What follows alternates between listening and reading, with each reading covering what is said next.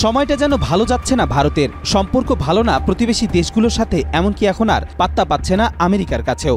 এই অস্থির পরিস্থিতির মধ্যেই ভারতের পররাষ্ট্রমন্ত্রী এস জয়শঙ্কর লন্ডন সফরের সময় এক অনাকাঙ্ক্ষিত ঘটনার মুখোমুখি হন।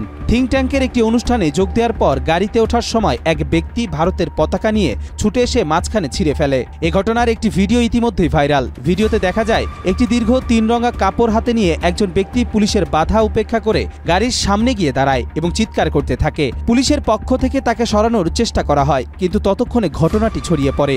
ওই সময় খালিস্তানিদের স্লোগান শোনা যায় এবং তারা পতাকা হাতে প্রতিবাদ জানাতে থাকে। খালিস্তান আন্দোলন, যেটি শিখদের স্বাধীন রাষ্ট্র গঠনের দাবিতে শুরু হয়েছিল, তা ভারতের জন্য একটি গুরুতর সমস্যা। ভারতের পাঞ্জাব অঞ্চল ও পাকিস্তানের পাঞ্জাব অঞ্চলের মধ্যে 16 শতকে শিখ ধর্মের পথ চলা শুরু হয়েছিল। 1947 সালে ভারত পাকিস্তান বিভাজনের সময় পাঞ্জাবও দুটি অংশে ভাগ হয়ে যায়।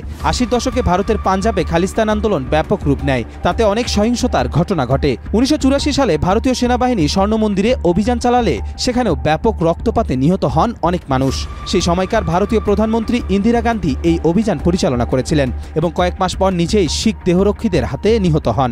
সব মিলিয়ে ভারতের জন্য এই মুহূর্তে ভেতরে ও বাহিরে চ্যালেঞ্জের শেষ নেই। আর মোদী সরকারের জন্য এই আন্দোলন ও অস্থিরতা ঠেকানো এক বড় পরীক্ষায় পরিণত হয়েছে।